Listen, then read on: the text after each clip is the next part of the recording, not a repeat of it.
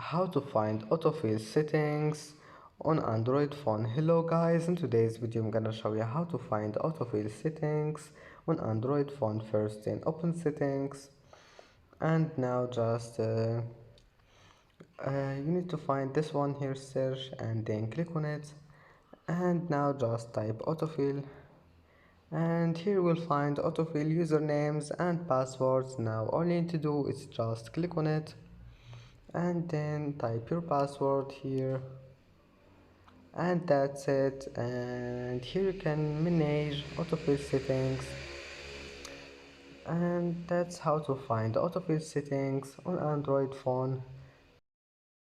And that's it for today's video. If you like this video, don't forget like and don't forget subscribe, and thank you for watching this video until the end, and see you in the next video.